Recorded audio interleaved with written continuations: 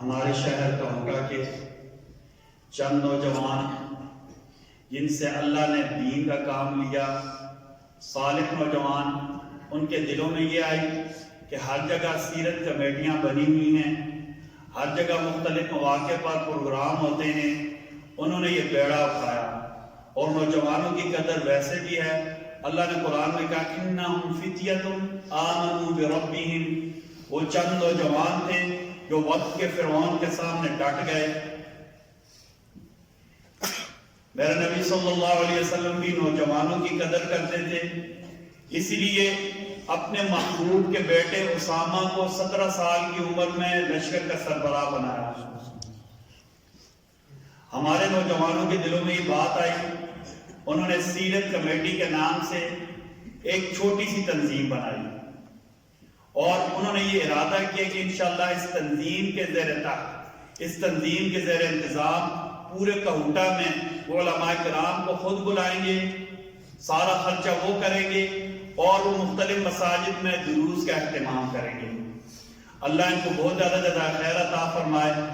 آج کی انہی کی تحریک پر ہمارا یہ پروگرام بھی ہو رہا ہے۔ اللہ ان کو بہت زیادہ خیر عطا فرمائے۔ اللہ تعالیٰ ان کی دین اور دنیا میں ہر لحاظ سے ترقی اللہ تعالیٰ نے عطا فرمائے۔ اب بغیر کسی تاخیر کے میں اپنے بھائی، اپنے دوست، علم میں بھی ہم سے بہت آگے، عمل میں بھی ہم سے بہت آگے، بڑوں کی نسبت، بڑوں کے زیر سایہ کام کرنے والے، اپنے بڑوں کا ادب کرنے والے، اپنے بڑوں کا احترام کرنے والے، اپنے بڑوں کی پکار پر لبیک کہنے والے، اپنے بڑوں کے جو قافلہ ہے اس کی یہ ریڑھ کی ہڈی رکھنے والے مفتی تنویر عالم صاحب فاروقی سے میں گزارش کروں گا کہ وہ آئیں، اور آج کا ہمارا جو عنوان ہے اس پر آپ کے سامنے موتی بکھیریں۔ حضرت جی مفتی تنویر عالم فاروقی صاحب۔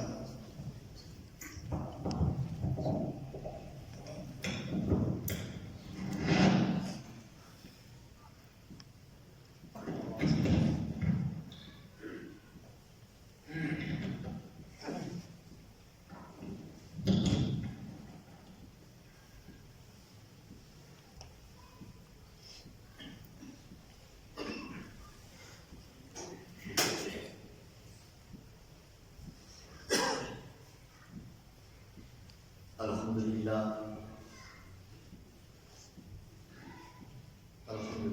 وکفا والصلاة والسلام علی سید الرسل وخاتم الانبیاء وعلی آلہ واصحابہ الذین نجوم الہدی وخیر الخلائق بعد الانبیاء، اما بعد فاعوذ باللہ من الشیطان الرجیم، بسم اللہ الرحمن الرحیم۔ وَسَيُجَنَّبُهَا الْأَتْقَى الَّذِي يُؤْتِي مَالَهُ يَتَزَكَّى وَمَا لِأَحَدٍ عِندَهُ مِن نِّعْمَةٍ تُجْزَىٰ إِلَّا ابْتِغَاءَ وَجْهِ رَبِّهِ الْأَعْلَىٰ وَلَسَوْفَ يَرْضَىٰ۔ صدق اللہ العظیم۔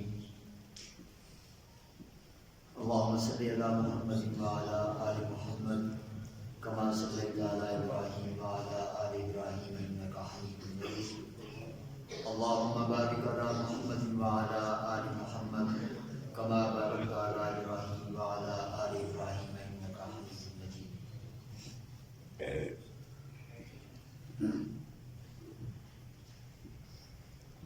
انتہائی واجب الاحترام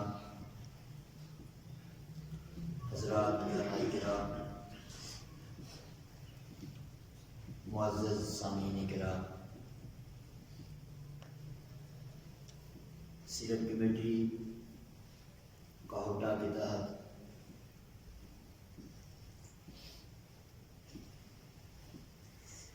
درس قرآن کا ایک سلسلہ کچھ عرصے سے شروع کیا گیا ہے۔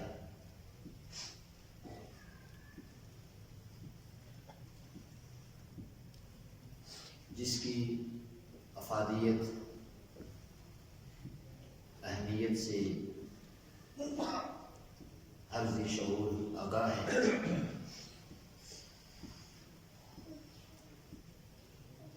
قرآن مسلمان کی بنیاد ہے، قرآن مسلمانوں کا عروج ہے، قرآن مسلمانوں کی سربلندی ہے، قرآن انسانیت کا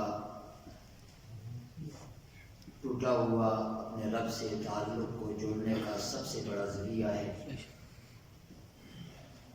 قرآن انسان کے تزکیے اور طہارت کی سب سے اہم ترین ضرورت ہے۔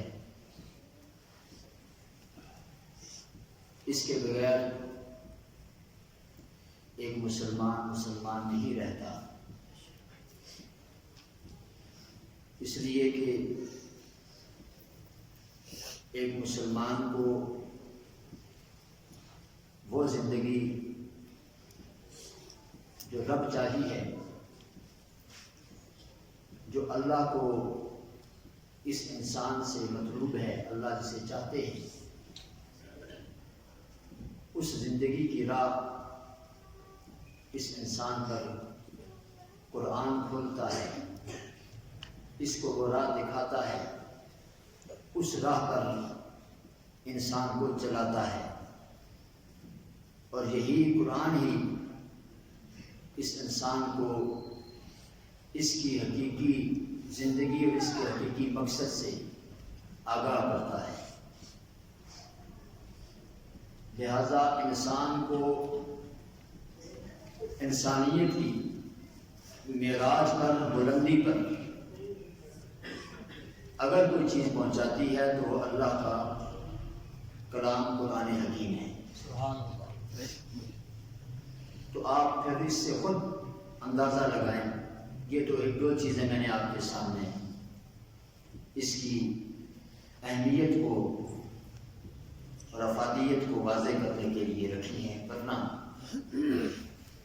یہ ایک انتہائی طویل اور وسیع عنوان ہے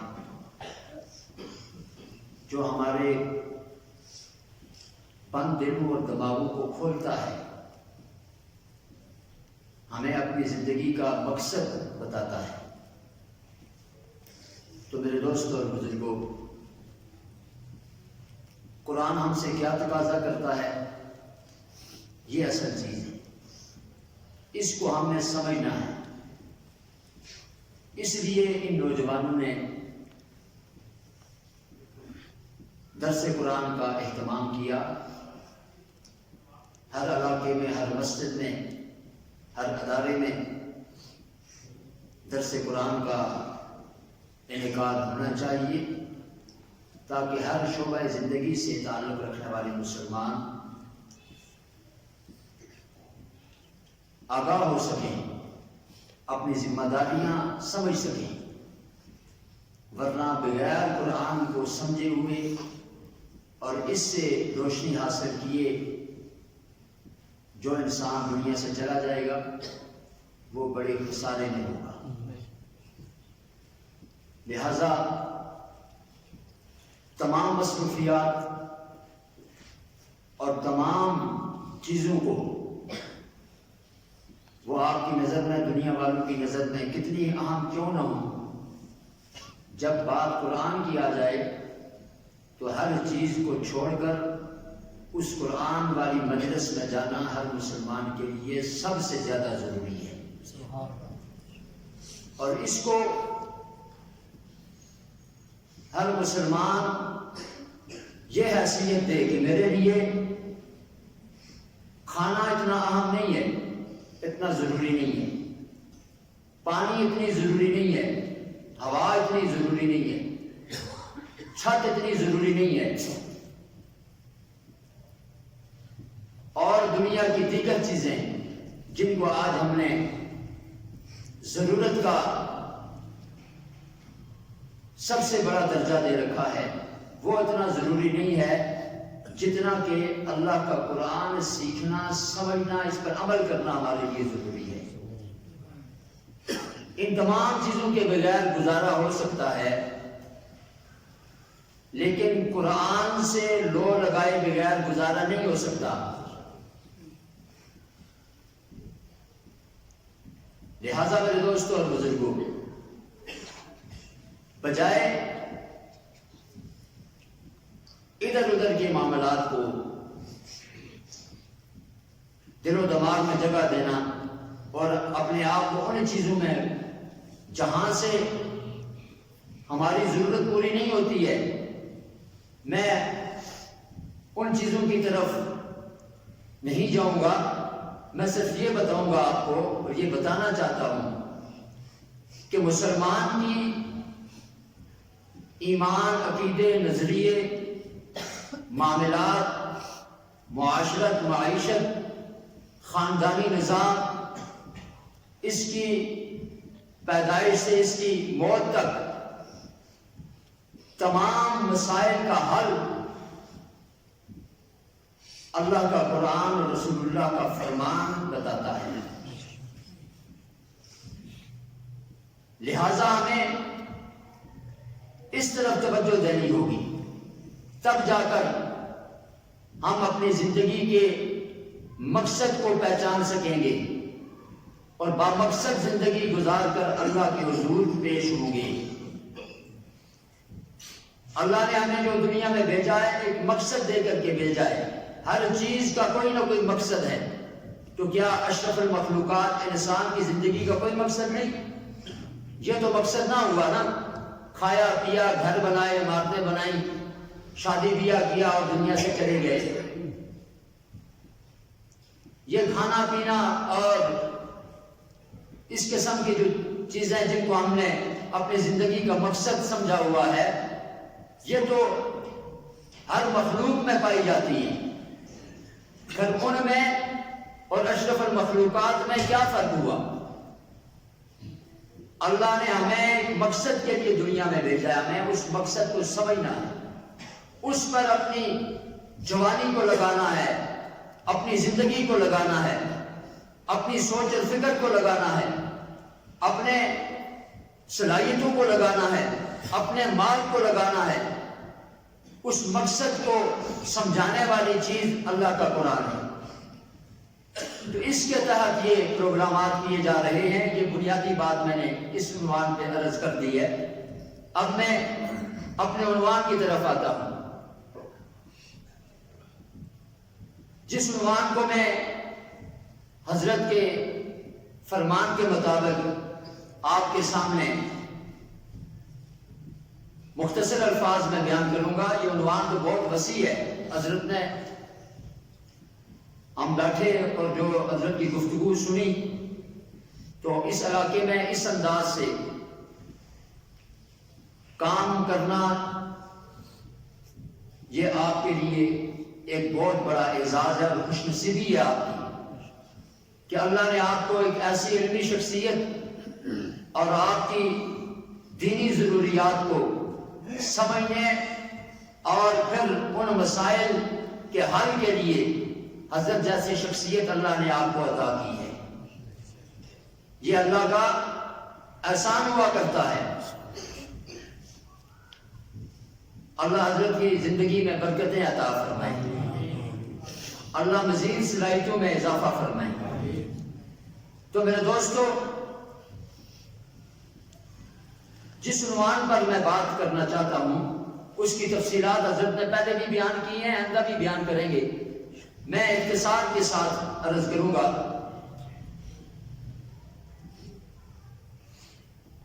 کہ خلیفہ بلا فصل، خلیفۃ الرسول سیدنا ابو بکر صدیق رضی اللہ تعالی عنہ، نہ صرف سیدنا ابو بکر صدیق بلکہ نبی کریم صلی اللہ علیہ وسلم کی تیار کردہ وہ جماعت جس کے سیدنا ابو بکر صدیق فرد ہیں، اس جماعت کا نام حضرات صحابہ کرام ہے۔ اور صحابہ کرام رضوان اللہ تعالی علیہ اجمعین وہ مقدس اور عظیم جماعت ہے کہ جس کے اوصاف کو،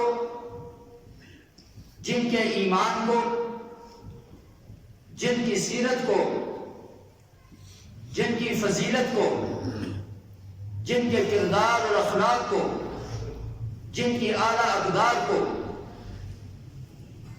آپ اگر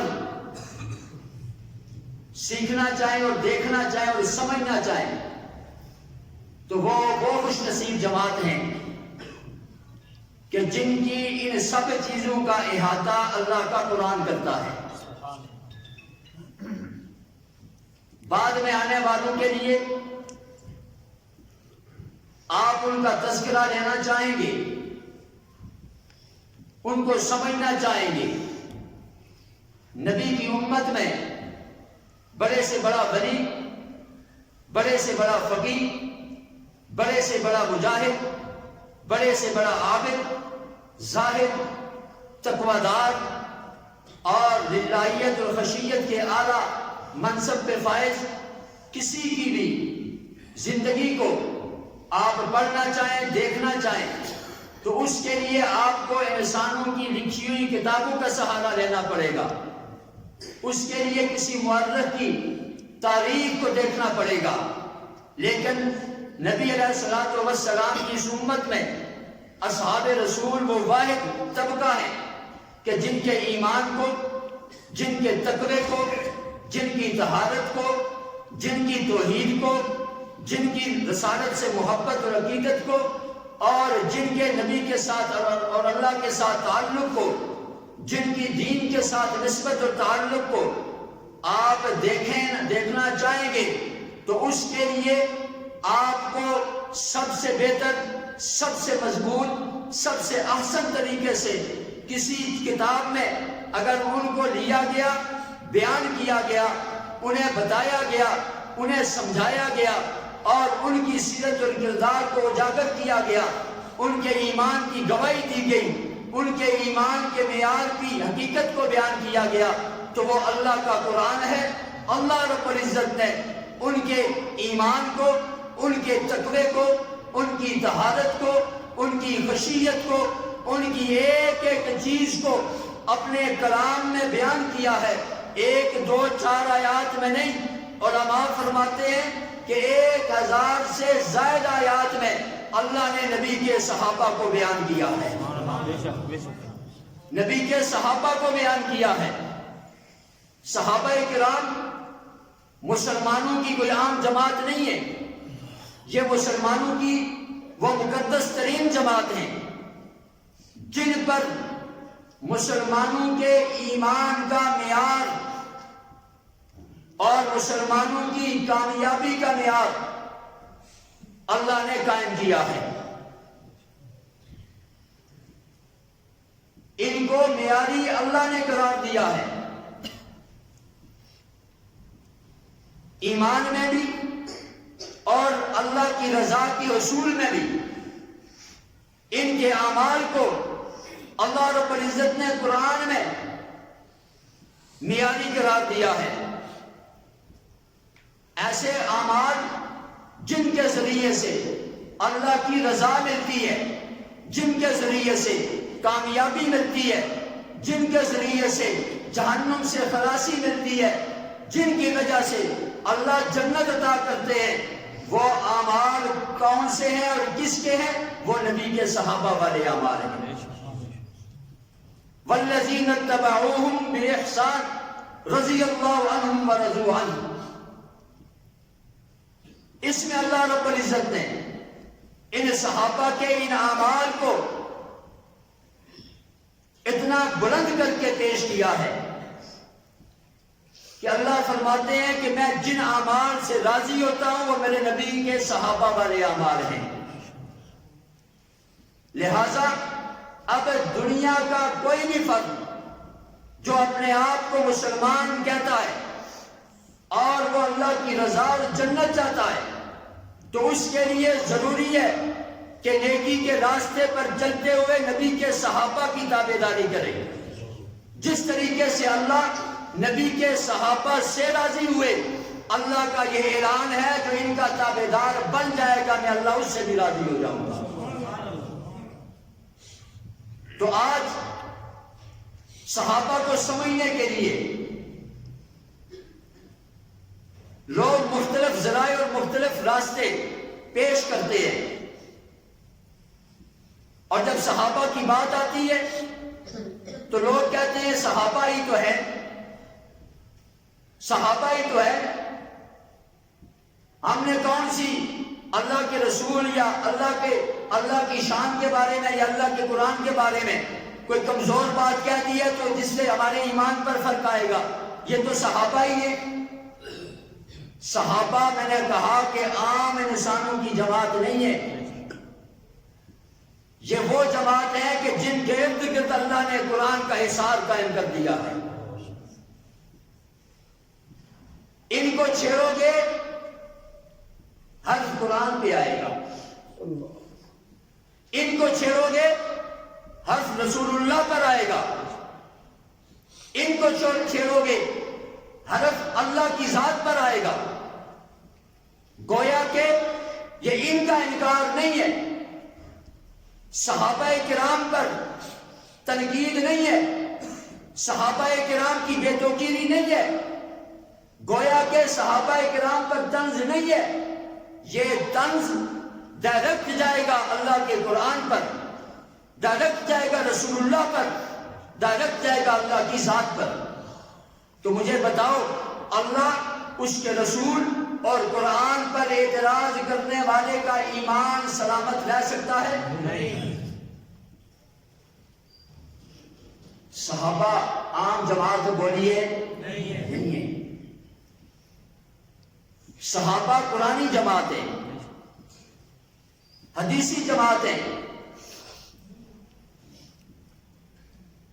اور ان صحابہ کرام میں سے خلیفہ اکبر، خلیفہ بلا فصل سیدنا ابو بکر صدیق رضی اللہ تعالیٰ عنہ وہ شخصیت ہے کہ جس طریقے سے سارے انبیاء کی جماعت میں میرے نبی امام الانبیاء ہیں، اسی طریقے سے سارے صحابہ کی جماعت میں ابو بکر صدیق امام الصحابہ ہیں۔ جیسے سارے انبیاء میں سے کوئی بھی میرے نبی کا مقابلہ نہیں کر سکتا، اسی طریقے سے سارے صحابہ میں سے کوئی بھی سیدنا ابو بکر صدیق کی افضلیت کا مقابلہ نہیں کر سکتا۔ سیدنا عمر رضی اللہ تعالیٰ عنہ سے سوال کیا گیا تو آپ نے جواب دیا کہ ابو بکر سارے صحابہ کے سردار ہیں، سارے صحابہ سے افضل ہیں، اور ایک طبقہ جو اہل بیت کی آڑ میں، سیدنا علی المرتضیٰ کی آڑ میں، ان کی محبت کی آڑ میں سیدنا ابو بکر صدیق رضی اللہ تعالیٰ عنہ کے اس مرتبے اور فضیلت کو گرانے کی کوشش کرتا ہے اور کہتے ہیں جناب وہ افضل نہیں ہے، فلاں افضل ہے، سیدنا علی المرتضیٰ افضل ہے۔ تو آئیے بخاری شریف کی حدیث مبارکہ ہے، محمد بن حنفیہ جو بیٹے ہیں سیدنا علی المرتضیٰ رضی اللہ تعالیٰ عنہ کے، وہ سوال کرتے ہیں اپنے ابا جان سے، ان کے ابا جان سیدنا علی المرتضیٰ رضی اللہ تعالیٰ عنہ ہیں، سوال کرتے ہیں ابا جان بتائیے سارے صحابہ میں سب سے افضل کون ہے؟ سیدنا علی المرتضیٰ فرماتے ہیں کہ سارے صحابہ میں سب سے افضل سیدنا ابو بکر صدیق ہے۔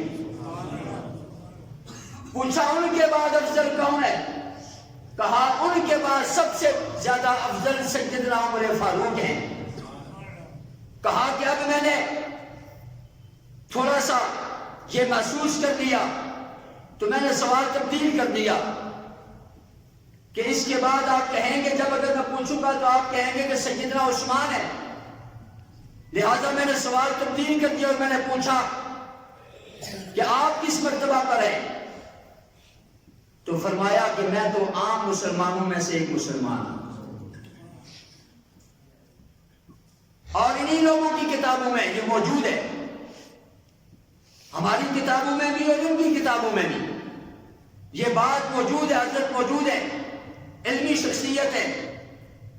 سیدنا علی المرتضیٰ رضی اللہ تعالیٰ عنہ کے زمانے میں جب کچھ لوگوں نے، شرپسندوں نے سیدنا علی المرتضیٰ کو سیدنا ابو بکر صدیق رضی اللہ تعالیٰ عنہ پر افضل قرار دیا، آپ فوراً منبر پہ آئے، اپنی ریش مبارک کو ہاتھوں میں لیا، آنکھیں اشکبار ہیں، اور کہا خبردار جو مجھ علی کو میرے بزرگوں پر فضیلت دے،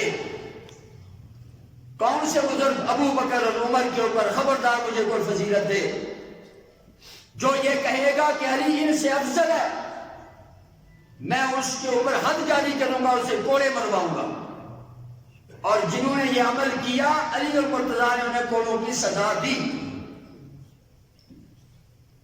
تو میرے دوستو، میں عرض یہ کر رہا تھا کہ ان سارے صحابہ میں افضل ترین کون ہے؟ سیدنا ابو بکر صدیق رضی اللہ تعالیٰ عنہ۔ اور ایک مرتبہ امیر المومنین سیدنا علی المرتضیٰ کے دور میں کسی نے آپ سے سوال کیا کہ بتائیے سب سے بڑا موحد کون ہے؟ آپ نے فرمایا کہ سب سے بڑا موحد ابو بکر صدیق ہے۔ آپ سے سوال ہوا کہ سب سے بڑا سخی کون ہے؟ آپ نے جواب دیا کہ سب سے بڑا سخی سیدنا ابو بکر صدیق ہے۔ آپ سے سوال ہوا سب سے بڑا علم والا کون ہے؟ کہا کہ سب سے زیادہ بڑا عالم سیدنا ابو بکر صدیق ہے۔ آپ سے سوال ہوا کہ سب سے بڑا شجاعت والا کون ہے؟ آپ نے جواب دیا کہ سب سے بڑا شجاع سیدنا ابو بکر صدیق ہے۔ یہ کون جواب دے رہا ہے؟ سیدنا علی المرتضیٰ رضی اللہ تعالی عنہ۔ اور اہل سنت والجماعت کے ہاں یہ متفقہ عقیدہ ہے کہ افضل البشر بعد الانبیاء، انبیاء کے بعد سارے انسانوں میں سب سے افضل ترین کون ہے؟ ابو بکر صدیق رضی اللہ تعالی۔ میرے دوستو، سیدنا ابو بکر صدیق رضی اللہ تعالیٰ عنہ کا اصل نام عبداللہ تھا، اور ابو بکر آپ کی کنیت تھی، صدیق آپ کا لقب تھا، عتیق بھی آپ کا لقب ہے۔ آپ کو ابو بکر کیوں کہا گیا؟ حضرت نے بتایا بھی ہوگا۔ ابو بکر ایسا نہیں ہے کہ کوئی آپ کا کوئی ایسا بیٹا تھا جس کا نام بکر تھا تو آپ کو ابو بکر کہا گیا۔ آپ کے بیٹوں میں سے کوئی بھی ابو بکر نہیں تھا۔ اس کے معنی جو ہے، اس کے معنی پر غور کریں تو ابو کے معنی ہے بالا، بکر کے معنی ہے اولیت، یعنی پیر کرنے والا۔ تو جس وقت ہم ابو بکر صدیق رضی اللہ تعالیٰ عنہ کو ان کی زندگی میں دیکھتے ہیں اور غور کرتے ہیں تو اللہ رب العزت کی طرف سے جو یہ سلسلہ ان کے نام کا کہ یہ پسے پش چلا گیا اور آپ کی کنیت آپ کے نام پر حاوی ہو گئی، آپ کا لقب آپ کے نام پر حاوی ہو گیا، تو اس سے یہ بات سامنے آتی ہے کہ اللہ رب العزت دنیا کو بتانا چاہتے ہیں کہ جس کو تم اول کہتے ہو، اس اول کا انکار کر کے یہ تمہیں ہر جگہ پر اول نظر آئے گا، یہ تمہیں ہر مقام پر اول نظر آئے گا۔ اس لیے آپ کی اس کنیت کو اللہ رب العزت نے معروف کر دیا، مشہور کر دیا۔ آج بہت کم لوگ آپ کے اصل نام عبداللہ سے واقف ہیں۔ ابو بکر یعنی پہل کرنے والا، اول آنے والا، پہلے پہل، معاملات میں سب سے آگے۔ تو ہم اگر دیکھیں گے تو ایمان کی جب باری آتی ہے تو سب سے پہلے مردوں میں آپ پر ایمان لانے والا کون ہے؟ سیدنا ابو بکر۔ پہل کرنے والا، ایمان میں پہل کرنے والا آپ کو ابو بکر نظر آئے گا۔ اس کے بعد رسول اللہ کی تعلیم دعوت والی تعلیم کو لے کر سب سے پہلے مشرکین کے پاس جانے والا بھی آپ کو اولیت نمبر پر ابو بکر نظر آئے گا، اور اس کی پاداش میں میرے دوستوں اور بزرگوں مار کھانے والا بھی سب سے پہلا آپ کو ابو بکر نظر آئے گا، اور پھر اللہ کے رسول صلی اللہ علیہ وسلم کی اس دعوت کے اوپر اپنا مال سب سے پہلے پیش کرنے والا وہ بھی آپ کو ابو بکر نظر آئے گا۔ رسول اللہ صلی اللہ علیہ وسلم پر جس وقت مشرکین ٹوٹ پڑے اس دعوت کی بنیاد پر، تو سب سے پہلے رسول اللہ کے سامنے ڈھال بننے والا بھی ابو بکر نظر آئے گا، اور رسول اللہ صلی اللہ علیہ وسلم پر ہونے والے وار کو اپنے سینے پر اپنے وجود پر سہنے والا مار کھانے والا بھی سب سے پہلے آپ کو ابو بکر نظر آئے گا۔ اس کے بعد آگے چلتے چلے جائیے، اللہ کے دین کی نصرت کے لیے اپنا مال خرچ کرنے والا بھی سب سے پہلے آپ کو ابو بکر نظر آئے گا۔ اس سے آگے چلے جائیے، جس وقت اللہ کے رسول ہجرت فرما رہے ہیں تو آپ کے ساتھ سارے صحابہ میں سے سب سے پہلا آپ کو ابو بکر نظر آئے گا۔ اللہ کے رسول غار میں جاتے ہیں تو سب سے پہلا آپ کو وہاں پر بھی ابو بکر نظر آئے گا۔ اللہ کے رسول کے ساتھ قباء کی مسجد میں مقام پر جاتے ہیں تو اس میں بھی سب سے پہلے آپ کو ابو بکر نظر آئے گا۔ اس کے بعد کے معاملات کو دیکھیے، جہاں پر اللہ کے رسول ہیں ساتھ سب سے پہلے آپ کو ابو بکر نظر آئے گا۔ اللہ کے رسول حج کا امیر بنا کر کے جماعت روانہ کرتے ہیں تو آپ کی زندگی میں امیر حج بن کر کے سب سے پہلے یہ اعزاز حاصل کرنے والا بھی آپ کو ابو بکر نظر آئے گا۔ اللہ کے رسول صلی اللہ علیہ وسلم جب اپنی زندگی میں بیمار ہوتے ہیں، اپنے مسلح پہ کسی نہ کسی کو کھڑا کرنا ہے، سارے صحابہ موجود ہیں بشمول سیدنا علی المرتضیٰ کے، سیدنا عباس کے، سیدنا عمر کے، سیدنا عثمان کے، سارے صحابہ کی موجودگی میں سب سے پہلے اللہ کے رسول کے مسلح پہ کھڑا ہونے والا ابو بکر نظر آئے گا۔ اللہ کے رسول صلی اللہ علیہ وسلم دنیا سے پردہ فرما جاتے ہیں، وہ موقع ایسا ہے صحابہ کہتے ہیں ہر طرف سے فتنوں کے منہ کھل گئے، اسلام کی کشتی ڈولنا شروع ہو گئی۔ اس اسلام کی کشتی کو سب سے پہلے تحفظ دینے والا، سہارا دینے والا ابو بکر نظر آئے گا۔ اس سے بھی آگے چلے جائیے، اللہ کے رسول کے منبر پہ بیٹھ کر کے پہلا خطبہ دینے والا ابو بکر نظر آئے گا۔ مرتدین کے خلاف جہاد کرنے والوں کا اعلان کرنے والا ابو بکر نظر آئے گا۔ ختم نبوت کے منکرین کے خلاف تلوار اٹھانے والا ابو بکر نظر آئے گا۔ فتنوں کی سرکوبی کرنے والا سب سے پہلے ابو بکر نظر آئے گا۔ جب دنیا سے جانے کا وقت آیا رسول اللہ کے بعد اللہ کے رسول صلی اللہ علیہ وسلم جہاں پہ آرام فرما ہے وہاں پہ رسول اللہ کا ساتھی بننے والا روزے میں سب سے پہلے ابو بکر نظر آئے گا۔ میرے رسول کے فرمان کے مطابق کل قیامت کا دن ہوگا، میری قبر کھولی جائے گی، سب سے پہلے قبر سے میں نکلوں گا، پھر میری دائیں طرف سے سب سے پہلے نبی کی جماعت میں سے سب سے پہلے رسول کے ساتھ اٹھایا جانے والا ابو بکر ہوگا۔ میدان محشر میں رسول اللہ کے ساتھ سب سے پہلے جانے والا ابو بکر ہوگا، اور میدان محشر میں نبی کے صحابہ ساری امت میں سب سے پہلے حساب پیش کرنے والا سب سے پہلا ابو بکر ہوگا، اور رب کی طرف سے جنت کا جس کے لیے اعلان ہوگا وہ بھی سب سے پہلے ابو بکر ہوگا۔ میرے دوستوں اور بزرگوں، یہ ابو بکر آپ کو ہر جگہ پر پہلا نظر آئے گا، اول نظر آئے گا۔ اللہ نے یہ سارا سلسلہ کر دیا یا نہیں کیا؟ ہو چکا ہے نا، یہ سب کچھ ہو چکا ہے۔ اب کوئی کہے کہ ہم ابو بکر کو پہلا نہیں مانتے، تو ہم یہ کہتے ہیں کہ ہم تجھے صحیح دماغ والا نہیں مانتے۔ کیوں؟ جو صحیح دماغ والا ہوگا وہ تو تسلیم کرے گا نا یہ سب کچھ ہو چکا ہے، ہر جگہ پر ابو بکر اول نمبر پہ آ گیا ہے۔ اب کوئی پاگل یہ کہہ سکتا ہے کہ ابو بکر پہلا؟ یہ جو دعویٰ کرے گا وہ صحیح عقل والا ہو سکتا ہے؟ بولیے، بے وقوف ہی ہوگا۔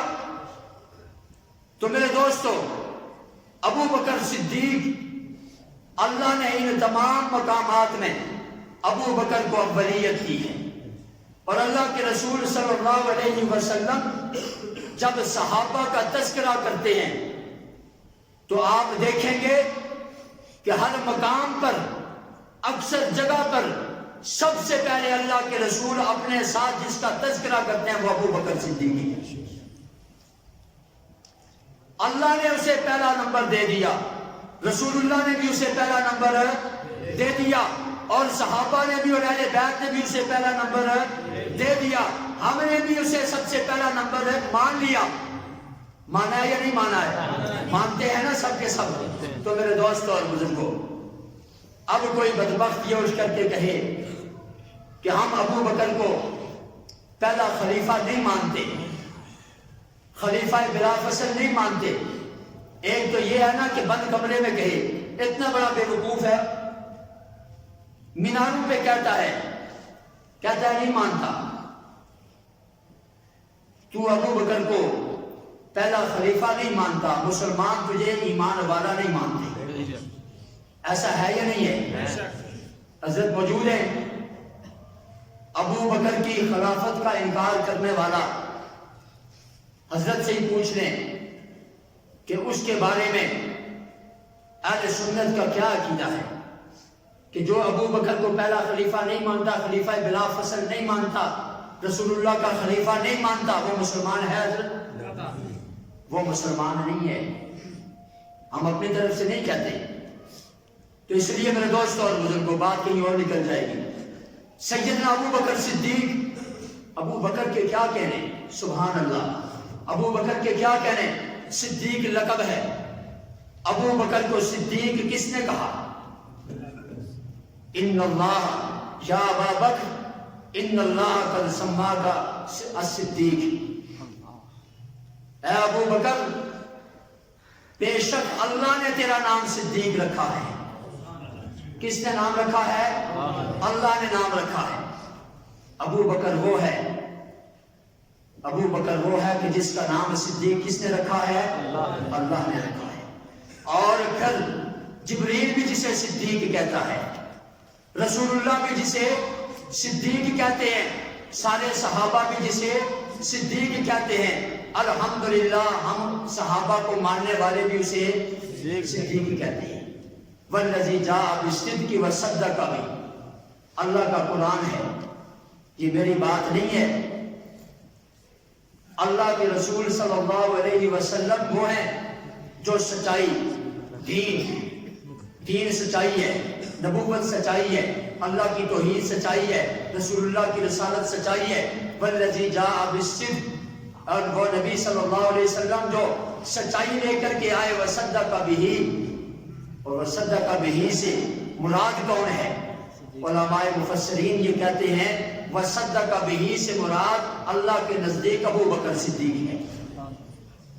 جو رسول لے کر کے آئے سب سے پہلے اس کی تصدیق کرنے والا کون ہے؟ ابو بکر صدیق ہے۔ اس لیے ابو بکر کو صدیق کہا گیا۔ اللہ کے رسول نے فرمایا، لوگوں اس ابو بکر کے بارے میں باتیں کرتے ہو، یہ ابو بکر تو وہ ہے جب میں نے سب کے اوپر دین کو پیش کیا، کلمے کو پیش کیا، ہر ایک نے جھٹلایا، واحد ابو بکر صدیق تھا جس نے میری تصدیق کی ہے۔ اللہ کے رسول کی سب سے پہلے تصدیق کرنے والا، اس مقام پر بھی آپ کو اللہ کے رسول نے صدیق کہا۔ اور جب معراج کا موقع آیا، اللہ کے حبیب صلی اللہ علیہ وسلم معراج سے واپس تشریف لائے، تو مشرکین کے سامنے جب اللہ کے رسول نے یہ ساری بات رکھی تو مشرکین نے آپ کا مذاق اڑایا کہ یہ کیا بات کرتا ہے کہ رات کے مختصر سے حصے میں یہ اتنی جگہوں سے ہو کر کے، آسمانوں سے ہو کر کے، رب سے ملاقات کر کے اور یہ واپس بھی آ گیا، یہ کیسے ممکن ہو سکتا ہے؟ جب انہوں نے یہ مذاق اڑائی، اور پھر میرے دوستوں اور بزرگوں، مشرکین سیدنا ابو بکر صدیق کے پاس گئے اور یہ کہا، یہ سمجھ کر کے گئے کہ اس ابو بکر کو اگر آج کے دن میں محمد سے جدا کر دیا گیا، یہ بات بتا کر کے، اس لیے کہ کسی آدمی کی عقل اسے تسلیم نہیں کرتی ہے، تو یقیناً ابو بکر اگر جدا ہو گیا سارے صحابہ رسول سے جدا ہو جائیں گے۔ اس طمع اور لالچ میں اللہ کے رسول کے ساتھی کے پاس جا کر کے اپنی شیطنت کو ظاہر کیا کہ تیرا یار یہ کہتا ہے کہ رات کے مختصر سے حصے میں نے یہ سارے معاملے کیے ہیں، جنت و جہنم کا بھی میں نے نظارہ کیا، اللہ سے بھی ملاقات کی، انبیاء سے بھی ملا، ساتواں آسمانوں کی باتیں بھی کی ہیں، اور اسی طریقے سے مسجد اقصی میں انبیاء کی امامت بھی کی ہے۔ یہ سارے واقعات میں نے مختصر سے عرصے میں، رات کے مختصر سے حصے میں یہ سارے معاملات کر کے واپس پہنچ آیا ہوں۔ ابو بکر بتا تو اسے تسلیم کرتا ہے؟ پوچھا کہ تو پہلے یہ بتا یہ کس نے کہا ہے؟ کہا تیرا یار یہ کہتا ہے، ساری دنیا کہے ابو بکر نہیں مانتا، محمد نے کہہ دیا ابو بکر تصدیق کرتا ہے۔ میرے دوستو اور بزرگوں، اللہ کے رسول صلی اللہ علیہ وسلم کی اس مقام پر بھی تصدیق کرنے والا کون ہے؟ ابو بکر صدیق ہے۔ کہا کہ میں اس سے تو یہ کیا بات کرتے ہو، یہ تو پھر بھی بڑا وقت ہے، میں اس سے بھی عجیب بات کو تسلیم کر چکا ہوں۔ وہ کیا ہے؟ وہ یہ ہے کہ اللہ کے رسول لمحہ بھر میں یہ کہتے ہیں کہ ابھی 7 آسمان اوپر سے عرشوں سے جبرائیل آیا اور آ کر کے واپس بھی چلا گیا، تو رات کے ایک حصے کی بات کرتا ہے، میں تو اس سے بھی عجیب بات کہ برق جھپکتے جبرائیل آئے، مجھے بات بتائی اور واپس چلے گئے، میں تو اس پر بھی ایمان لا چکا ہوں۔ میرے دوستو اور بزرگوں، سیدنا ابو بکر صدیق رضی اللہ تعالیٰ عنہ، بات ختم کرتا ہوں، وَسَيُجَنَّبُهَا الْأَتْقَى الَّذِي يُؤْتِي مَالَهُ يَتَزَكَّىٰ۔ سارے کے سارے صحابہ بھی صدیق ہیں، سارے کے سارے صحابہ بھی صدیق ہیں، جس طریقے سے سارے کے سارے صحابہ ہیں اور ابو بکر امام الصحابہ ہیں، جس طریقے سے سارے کے سارے صحابہ صدیق ہیں، ابو بکر صدیق اکبر ہیں، اسی طریقے سے اللہ نے اس قرآن کی آیت میں وَسَيُجَنَّبُهَا الْأَتْقَى اتقا کہہ کر کے ابو بکر کو اللہ سے سب سے زیادہ، سب سے بڑا ڈرنے والا قرار دیا ہے۔ سارے کے سارے صحابہ متقی، لیکن ان سارے صحابہ میں سب سے بڑا متقی کون ہے؟ ابو بکر صدیق ہے۔ یہ کس نے کہا ہے؟ اللہ نے کہا ہے۔ ابو بکر کو اتقا کس نے کہا؟ اللہ نے کہا۔ الذی یؤتی مالہ یتزکیٰ، وہ ابو بکر جو اپنا مال اس لیے لگا رہا ہے، دے رہا ہے، خرچ کر رہا ہے، یتزکیٰ، تاکہ اس کا تزکیہ ہو جائے، تاکہ وہ پاک ہو جائے، وہ بھی اور اس کا مال بھی۔ الذی یؤتی مالہ یتزکیٰ وما لأحد عنده من نعمۃ تجزیٰ۔ یہ کون کہہ رہا ہے؟ ابو بکر کی یہ خصوصیات کون بیان کر رہا ہے؟ اللہ بیان کر رہا ہے۔ مال ابو بکر خرچ کر رہا ہے، اس کی تائید کون کر رہا ہے؟ تقویٰ دنیا میں ابو بکر اختیار کر رہا ہے، اور اس میں ابو بکر کو اول نمبر پہ آنے والا کون کہہ رہا ہے؟ اللہ کہہ رہا ہے۔ اللہ فرماتے ہیں الذی یؤتی مالہ یتزکیٰ وما لأحد عنده من نعمۃ تجزیٰ۔ یہ اس لیے نہیں ہے کہ کسی کا اس کے اوپر احسان ہے تو اس لیے اس احسان کا بدلہ دے رہا ہے، نہیں، یہ احسان کا بدلہ نہیں چکا رہا۔ الا ابتغاء وجہ ربہ الاعلی، یہ مال اس لیے خرچ کر رہا ہے ابو بکر کے دل کو، ابو بکر کی نیت کو، ابو بکر کے اخلاص کو اللہ اس قرآن والی آیت میں بیان کر رہے ہیں۔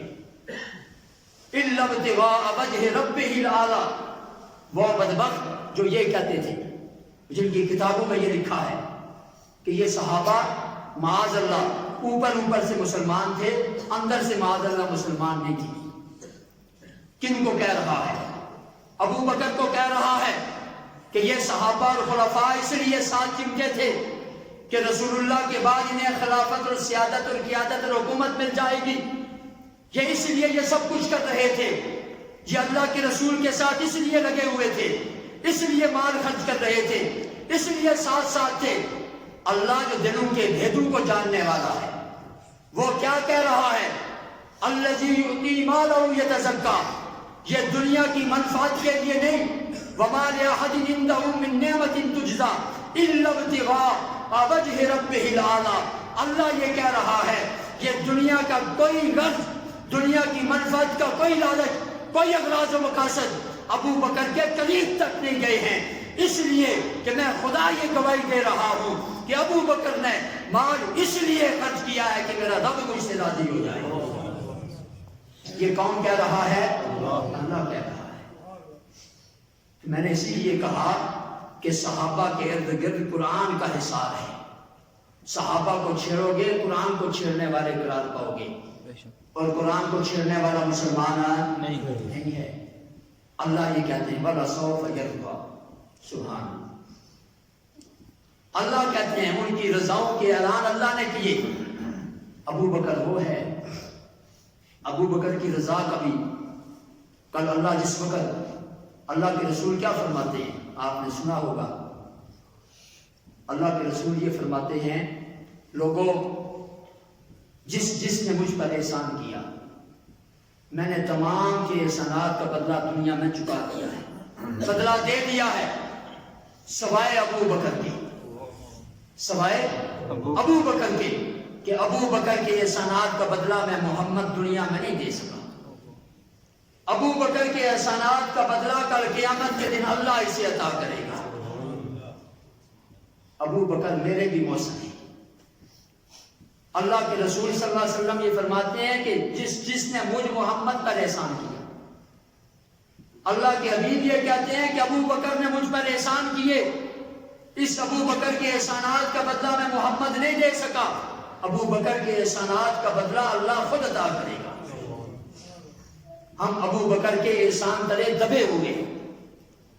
آج کوئی آپ پر احسان کرے چند روپوں کا، بھوکے ہیں آپ کو بھوک بچانے کے لیے کھانا دے دے، کپڑے نہیں ہیں آپ کو کپڑے پہنا دے، چند روپیوں کی آپ کو ضرورت ہے آپ کی مشکل وقت میں مدد کر دے، آپ ساری زندگی کے لیے اس کے غلام بن جاتے ہیں یا نہیں بن جاتے؟ اس کے احسان کا بدلہ آپ کہتے ہیں کہ میں تیرے احسانات کا بدلہ نہیں چکا سکتا، اس کے سامنے بچ جاتے ہیں. اور ابو بکر وہ ہے کہ جس کے احسانات کا انکار اللہ کا رسول فرما رہا ہے. اور سارے مسلمانوں کے اوپر ابو بکر کے احسانات ہیں، اسلام کے اوپر ابو بکر کے احسانات ہیں. تو میرے دوستوں اور بزرگوں، ابو بکر وہ ہے کہ جس کے احسانات کا بدلہ اللہ کے رسول کہتے ہیں کہ میں نہیں دے سکا، قیامت میں کون عطا کرے گا؟ اللہ عطا کرے گی. آج اس ابو بکر پہ آپ اندازہ لگائیں، ٹی وی کے اوپر بیٹھ کر ایک بدبخت عورت ملعونہ یہ کہتی ہے کہ وہ ابو بکر جس کے ظاہر اور باطن کی تصدیق اللہ نے کر دی ہے کہ جیسے ظاہر میں ہے ایسے ہی باطن میں ہے، جس کی ایک چیز کی تصدیق اللہ اور اس کے رسول نے کر دی ہے، امانت اور دیانت، بلائیت، تقوی، خشیت، ایک چیز کو بیان کر دیا ہے، وہ ابو بکر. اس کے اوپر اتنا بڑا الزام کہ جس ابو بکر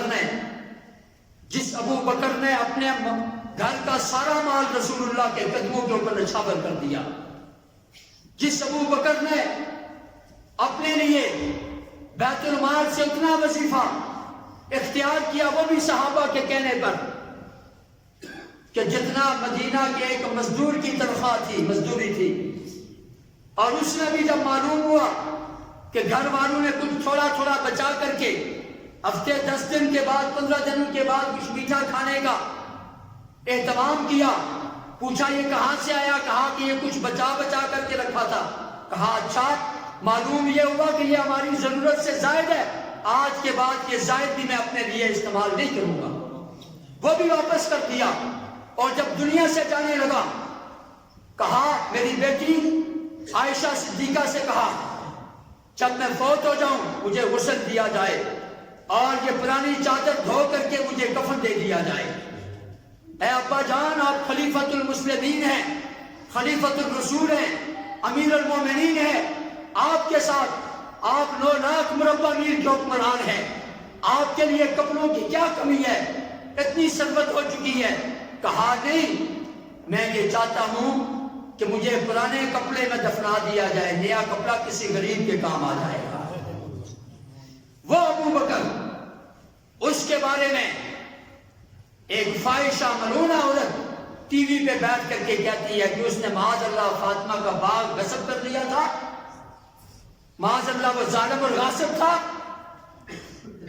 مجھے بتاؤ، جو ابو بکر کو ظالم اور غاصب کہے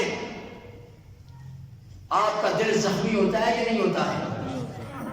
کیوں ہوتا ہے؟ اس لیے کہ ابو بکر ہمارا ایمان ہے، ابو بکر ہمارا ایمان ہے، ہماری ایمانی شخصیات ہیں۔ اس بدبخت عورت نے یہ جملہ کہا اور اس جملے کے اوپر ابو بکر کی حق تلفی اس نے کی، اور اس جملے کے اوپر ہم نے اس کے خلاف قانونی کارروائی اور چارہ کرنا چاہیے۔ اس اسلامی ملک میں ابو بکر کو اس کا مقام اور حق دلوانے میں ہمیں 10 دن لگے ہیں۔ اندازہ کیجیے، ہونا تو یہ چاہیے تھا کہ وقت کا حکمران اسی وقت نوٹس دیتا، اور اس بدبخت جس نے نہ صرف ابو بکر پہ حملہ کیا بلکہ خدا کے قرآن پہ حملہ کیا ہے، رسول اللہ کے فرمان پہ حملہ کیا ہے، مسلمانوں کے ایمان پہ حملہ کیا ہے۔ اگر ہمارے حکمران ان کے دلوں میں ایمانی غیرت ہوتی تو عوام کو اٹھنے کی ضرورت نہ ہوتی، اس بدبخت کو اس کے انجام تک پہنچایا جاتا۔ لہذا میرے دوستوں اور بزرگوں، ایسی بدبختیاں وقتاً فوقتاً ہوتی رہتی ہے۔ آپ اپنی عزت، آبرو، جان، مال کے لیے تو حساس ہیں۔ صحابہ جو ایمان کا معیار، محور و مرکز ہیں، ان کے بارے میں آج مسلمان کے دل میں تڑپ نہیں ہے۔ یاد رکھو، اللہ کے رسول صلی اللہ علیہ وسلم کا یہ فرمان، اللہ اللہ فی اصحابی لا تتخذوهم من بعدی غرضا فمن احبهم فبحبی احبهم ومن ابغضهم فببغضی ابغضهم۔ صحابہ کی محبت رسول اللہ کی محبت ہے، صحابہ کی نفرت رسول اللہ کی نفرت ہے۔ یہ معیار میرا قائم کرتا نہیں ہے، اللہ کے رسول کا قائم کرتا ہے۔ آج جس کے دل میں صحابہ کرام کے خلاف توہین ہو اور اس کے دل میں صحابہ کرام کی اس توہین پر دکھ اور ملال نہ ہو، وہ سمجھ جائے کہ اس کے دل میں صحابہ کی محبت نہیں ہے، اور جس کے دل میں صحابہ کی محبت نہیں ہے، رسول کی محبت اس دل میں نہیں آ سکتی۔ اس لیے میرے دوست اور بزرگوں، صحابہ کرام کی محبت ہمارا ایمانی تقاضا ہے، اور ان صحابہ کرام کے نقش قدم پر چلنا یہ بھی ہمارا ایمانی تقاضا ہے۔ میں امید کرتا ہوں کہ انشاءاللہ آپ جس طریقے سے صحابہ کرام رضوان اللہ تعالی علیہم اجمعین کی عقیدت اور محبت کو اپنے دل میں جگہ دیے ہوئے ہیں، اسی طریقے سے انشاءاللہ صحابہ کی زندگی کو اپنے وجود کے اوپر بھی لائیں گے انشاءاللہ، اپنے نظام میں بھی عام کریں گے، اپنے گھروں میں بھی اسے لاگو کریں گے، اور وہ جو زندگی لے کر کے آئے تھے کامیابی والی زندگی، اسی زندگی پر چلتے ہوئے اللہ ہمیں کامیابی عطا کرے گا، اور اسی میں ہماری کامیابی کا راز مضمر ہے۔ اللہ رب العزت سے دعا ہے کہ رب تعالی ہمیں سیدنا ابو بکر صدیق، صحابہ کرام، اہل بیت الرضوان کی سچی پکی محبت اور اتباع نصیب فرمائے۔ وآخر دعوانا ان الحمد للہ رب العالمین۔